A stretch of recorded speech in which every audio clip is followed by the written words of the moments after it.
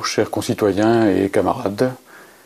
Cette petite vidéo pour aborder une question décisive à mes yeux, c'est que dans cette période d'épouvante, de cauchemar que nous vivons, au-delà donc de la compassion qu'il faut avoir à l'égard des personnes qui souffrent et de l'admiration que nous avons tous à l'égard du personnel soignant, mais aussi de tous ceux qui, à l'arrière-plan, produisent notamment les denrées alimentaires et les transportent, donc la classe ouvrière, pour l'appeler par son nom, nous devons aussi armer notre esprit critique pour l'avenir, pour qu'une telle horreur ne puisse pas se reproduire.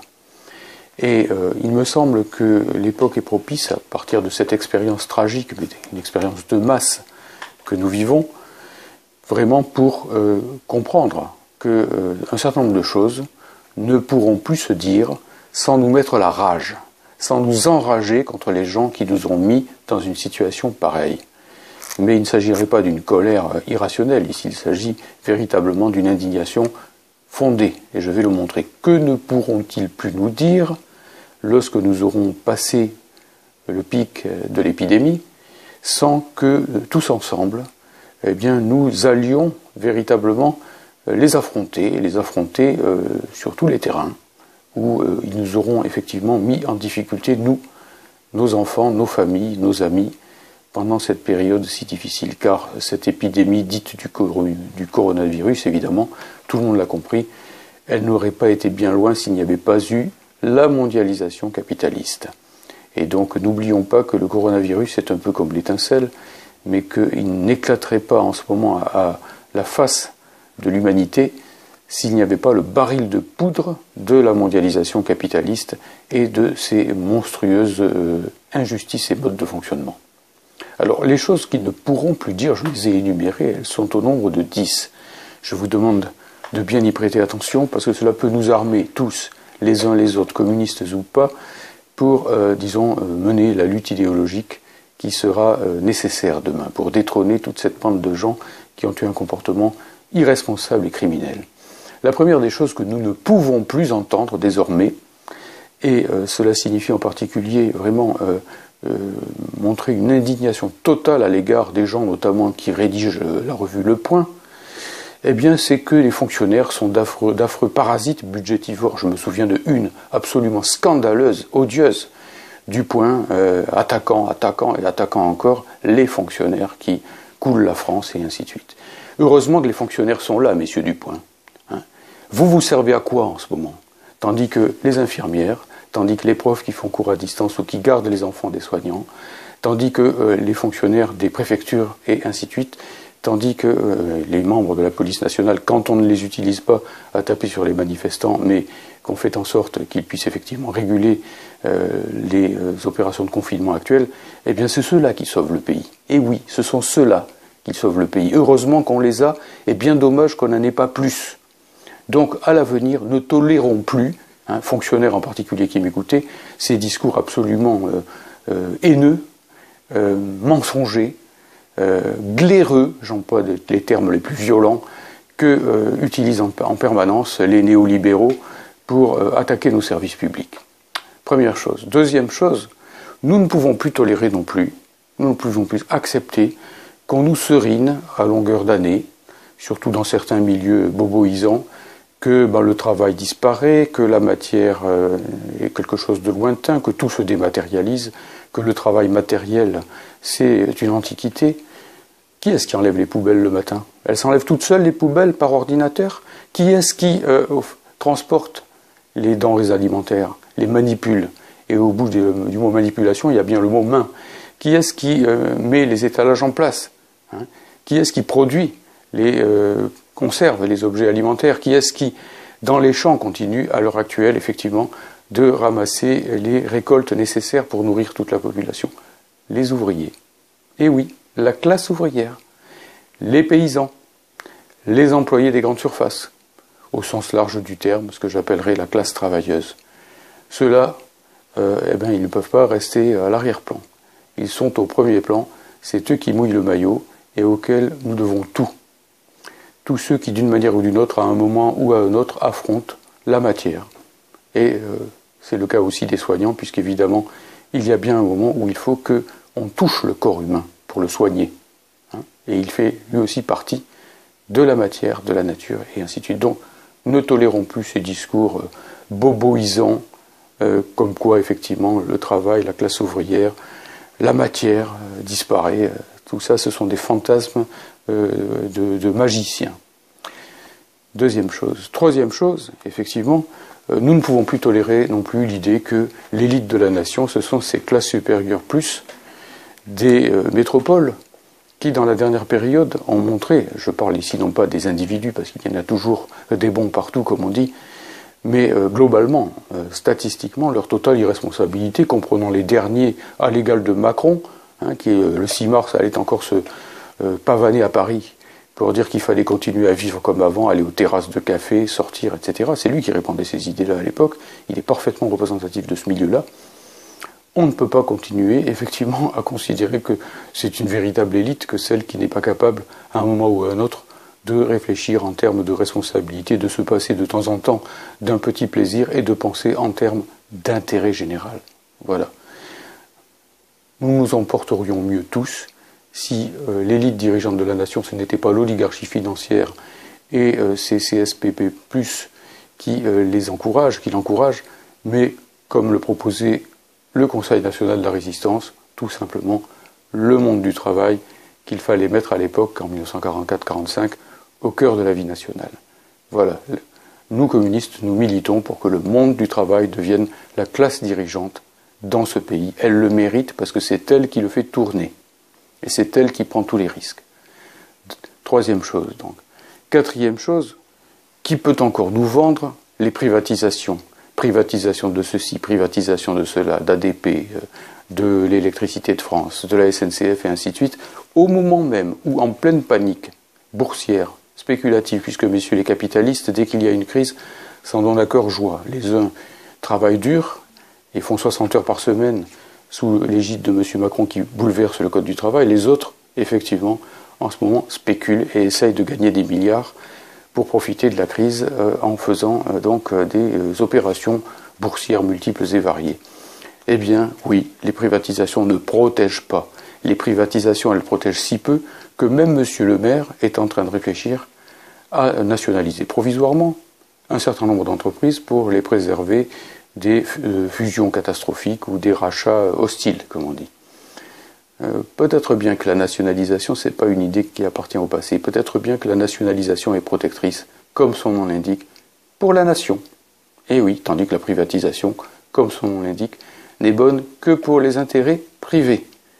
Voilà, bien sûr, nous ne ferions pas les nationalisations à la manière de M. le maire qui sort l'argent, le portefeuille de l'État, uniquement quand ça va mal pour les capitalistes, qui là les rend fous et qui ensuite, quand ça va mieux, leur rend leur entreprise avec tout bénéfice. Nous, les nationalisations que nous voulons, c'est du solide, c'est pour du bon.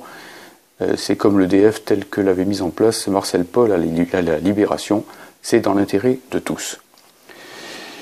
Cinquième chose, nous ne pouvons plus entendre que l'État-nation est dépassé et que l'avenir, c'est celui d'une belle Europe dans une jolie mondialisation. Car qui nous sauve en ce moment? Qui nous coule et qui nous sauve? C'est l'Europe qui nous sauve en ce moment? C'est l'Europe qui sauve l'Italie en ce moment? Heureusement qu'il y a encore, même s'ils ont été largement détruits par les classes dominantes, les États-nations, la France, l'Italie, etc., qui, bien que conduites par des bourgeois qui sont plus antinationaux les uns que les autres, effectivement, font quand même leur travail et essayent, effectivement, avec les moyens du bord, de préserver ce qui peut l'être. Donc, l'avenir, ce n'est pas la destruction des nations. Les États-nations ont de l'avenir pour peu qu'ils redeviennent souverains, pour peu qu'ils coopèrent entre eux comme ils ont recommencé à le faire, contraints et forcés par la crise, et pour peu qu'ils envoient un peu au diable la tutelle de la maudite Europe capitaliste. Sixième point, l'Europe capitaliste elle-même, ah oui, pardon, j'ai oublié un point, c'est la fameuse critique de l'État jacobin. Alors voilà, on n'entend que ça, l'État jacobin, c'est très vilain, Robespierre est un méchant, il faut décentraliser, il faut régionaliser, il faut territorialiser. Heureusement qu'on a l'État jacobin, même s'il a été très abîmé par toute une série de mesures de la bourgeoisie. Heureusement, car quand les hôpitaux de Mulhouse sont pleins à craquer, c'est quand même pas mal qu'on puisse transporter des gens à Nantes. Quand ça va très mal en Corse, messieurs les séparatistes, c'est quand même pas mal qu'on puisse aussi dépanner la Corse ou quand les feux abîme votre île, qui est aussi notre île, effectivement, et que, effectivement, à ce moment-là, ce sont les services publics de l'État-nation qui débarquent avec des canadaires, et là qui débarquent avec les moyens médicaux pour sauver les populations en danger. Donc, l'État jacobin, il ne faut pas le supprimer, il faut le restaurer, évidemment sur des bases démocratiques, en enlevant tout ce qu'il peut comporter, du fait non pas qu'il est jacobin, mais qu'il est bourgeois, d'autoritaire. On peut faire très bien un État jacobin démocratique. Et c'était ça la visée initiale, sous l'égide de ces gens qui voulaient appliquer les théories hautement démocratiques de Jean-Jacques Rousseau. Septième point, finissons-en avec l'idée que l'Union européenne peut être en quoi que ce soit protectrice. L'euro ne nous a pas protégés, puisque au nom des critères de Maastricht, les 3%, qui sont censés gérer l'Union européenne, on a démoli dans toute l'Europe les services publics et pour l'essentiel, les hôpitaux publics, en nous laissant complètement à nu face à une pandémie. L'Europe n'est pas protectrice. L'Europe est un accélérateur de crise. Tout au contraire, l'Europe capitaliste, mais il n'y en a pas d'autre que je sache pour l'instant, l'Union européenne sur la base des traités néolibéraux et de son culte maladif, effectivement, de l'austérité budgétaire. Et par ailleurs, l'Europe n'est pas protectrice du tout, puisque le cœur de l'Europe, traité de Maastricht compris, c'est l'idée que, je cite, l'Union européenne est, ouvrez les guillemets, une économie de marché, ouverte sur le monde, où la concurrence est libre et non faussée. C'est-à-dire, effectivement, eh bien, que l'Union européenne est la déclinaison locale, régionale ou continentale de la mondialisation néolibérale, capitaliste, libre-échangiste, et ainsi de suite. Autrement dit, c'est un cœur-joie pour les virus de toutes sortes, et il n'y a pas que des virus, comment dirais-je, affectant la santé, il y a aussi tous ces virus extrêmement dangereux que sont les crises économiques, les guerres impérialistes, et la destruction de toutes les protections sociales, de toutes les protections environnementales dans le monde, tout ça faisant un sacré mélange qui effectivement met en péril l'humanité tout entière. Il faut en finir avec l'économie de marché ouverte sur le monde, dont la concurrence est libre et non faussée, mais cela signifie sortir de l'Union européenne, puisque l'Union européenne, c'est ça. Et c'est gravé dans tous les traités, et ça ne peut être changé qu'à l'unanimité de tous les pays membres. Donc il faut en sortir pour s'en sortir. Mieux, il faut en sortir pour ne pas y rester. Ensuite, effectivement, sur la mondialisation heureuse. Vous vous rappelez, il y a quelques années, là, les imbéciles qui écrivaient dans un certain nombre de journaux bien vus que il y avait cette mondialisation heureuse qui allait rendre riche le monde entier, et ainsi de suite. Passons sur les inégalités extraordinaires qu'a renforcé cette mondialisation, et constatons tout simplement, à la lumière de l'expérience du virus, que en réalité, la mondialisation capitaliste, c'est une désegmentation sauvage des échanges mondiaux. Là où il y avait auparavant un certain nombre de barrières, barrières sociales, barrières économiques, barrières perméables, puisqu'on pouvait tout de même commercer à l'époque. Le commerce n'a pas commencé avec Maastricht, que diable. Eh bien, tout a été réduit en poudre par l'UE, par l'OMC, par le Fonds monétaire international, et j'en passe. Et donc, tout circule n'importe comment, et c'est le moins-disant social, le moins-disant environnemental, et pour finir, le moins-disant sanitaire qui gagne. Et par conséquent, il ne faut pas s'étonner quand on brise toutes les digues, si lorsqu'il y a des crues, et une épidémie, au fond c'est une crue au niveau médical, eh bien tout déborde, tout est emporté sur le passage du virus ou de la catastrophe, et par conséquent l'humanité paie l'addition. La solution, c'est pas Le Pen et le repli national, c'est pas le marigot d'eau croupie où chaque pays reste dans son jus. L'alternative, les hydrauliciens le savent tous, les ingénieurs le savent tous, c'est de construire des canaux, c'est de construire des digues, c'est de construire des polders, c'est de construire des écluses. C'est-à-dire que c'est une segmentation maîtrisée, qui est aussi une désegmentation régulée. Et ça s'appelle des États souverains, égaux, solidaires entre eux, échangeant à égalité, et non pas, encore une fois, l'économie de marché libre et ouverte sur le monde où la concurrence est libre et non faussée. Voilà le projet communiste de mondialisation, qui est aux antipodes à la fois du repli national type ultra-droite et de la désegmentation sauvage qui ne profite qu'au plus fort et qu'au virus. Voilà. Donc, point suivant. Le point suivant, c'est le 9e, on se rapproche de la fin, c'est qu'effectivement, nous ne pouvons plus entendre que l'avenir de l'économie, ce sont les flux tendus, c'est le just in time, puisque ces gens-là désegmentent aussi les langues, comme vous le savez, et en imposent une seule, l'anglais, ou plutôt le globish. Et donc le just in time, le juste à temps, hein, et donc les flux tendus, comme on dit. Alors vive les flux tendus, ce qui veut dire stock zéro. Ah, c'est beau quand il y a stock zéro. On le voit avec les suppressions de masques qui ont été décidées à l'époque de M. Macron, quand il était à Bercy. On le voit quand il n'y a plus de lits d'hôpitaux en quantité suffisante. On le voit quand tout se traite en ambulatoire à l'hôpital. On le voit quand effectivement, eh bien, il n'y a plus ces fameuses digues, ces fameuses protections dont je parlais tout à l'heure, ces fameuses écluses qui permettent de mettre les choses à niveau, de les mettre à un niveau tel, tout en conservant les différences. Hein. Le haut, c'est pas pareil que le bas, dans tout domaine, y compris érotique, et qui permettent effectivement donc de circuler, d'échanger à égalité, et bon, de faire une humanité à peu près vivable, en quelque sorte. Voilà. Ce qu'il faut plutôt, et là c'est le grand retour de cette chose que je mets en avant, c'est la planification. Il faut prévoir, il faut programmer, il faut planifier. Voilà, et ça s'appelle pas l'économie capitaliste, ça s'appelle, et oui, ça s'appelle l'économie socialiste. Ça s'appelle même, quand on va jusqu'au bout, l'économie communiste, puisque l'économie communiste, selon Marx, c'est l'économie des coopérateurs civilisés ou des producteurs associés qui règlent ensemble leurs échanges et leur production à partir des ressources naturelles de manière économe, sans saloper la planète et en faisant en sorte que les vraies ressources utiles à l'homme se développent et non les autres, et non le consumérisme abject et toutes sortes de choses qui nous mènent à la mort.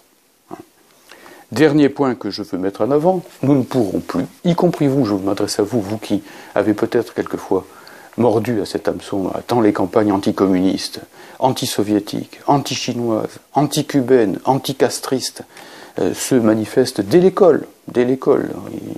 C'est scandaleux, mais on voit dans certains manuels que la révolution d'octobre est enseignée, ou plutôt désenseignée, en même temps que l'on parle de Hitler et de Mussolini, alors que ce sont des processus au contenu de classe littéralement symétriques, opposés. Nous ne pouvons plus entendre tout ça, regardons les choses en face. Aujourd'hui, la belle République tchèque, modèle de la contre-révolution de velours des années 90 qui a démoli le communisme, kidnappe les masques qui arrivent de Chine à destination de l'Italie en pleine souffrance. Voilà, c'est ça la solidarité européenne. Et dans le même temps, eh bien, les Chinois ne demandent pas mieux que d'envoyer des médecins, que d'envoyer 1 million de masques en France, hein, que de venir nous aider. Et eux-mêmes, chez eux, eh bien, ils ont jugulé l'épidémie en prenant des moyens qui étaient les moyens, effectivement, du collectif, de la discipline collective que nous avons tant perdu de vue. Bien entendu, je ne dis pas qu'il n'y ait qu'une façon de mettre en place la discipline, et pour ma part, cette discipline, je la veux aussi démocratique que possible, naturellement, mais en tout cas, qui est le plus humaniste ?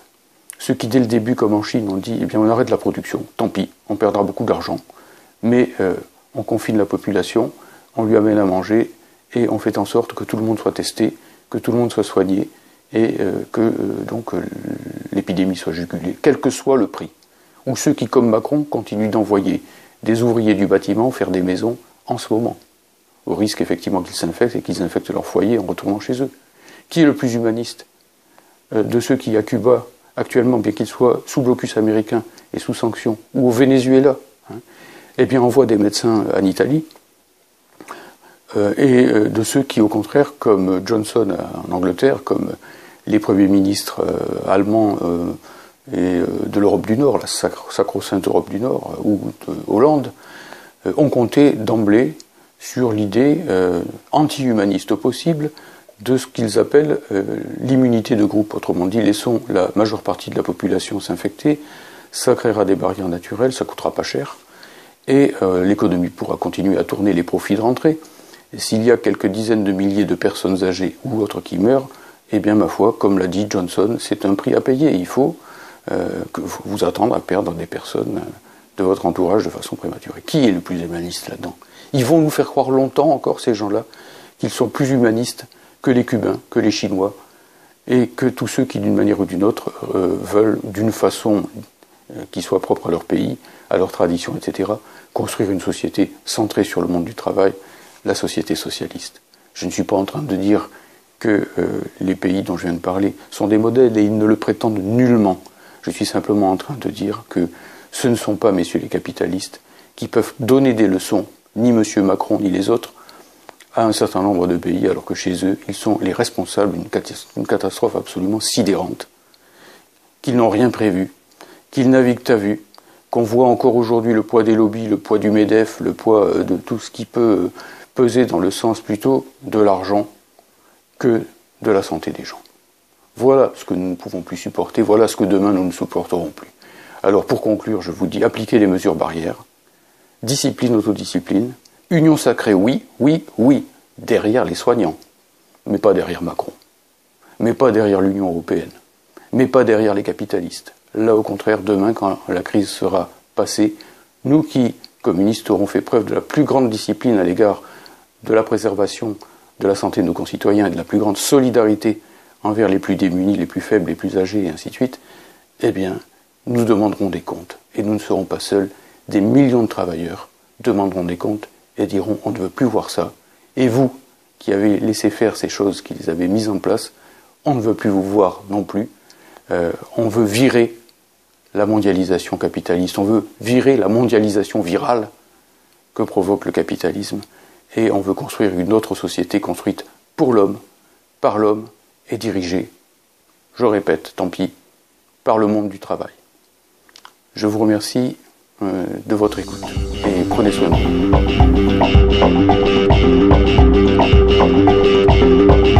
vous.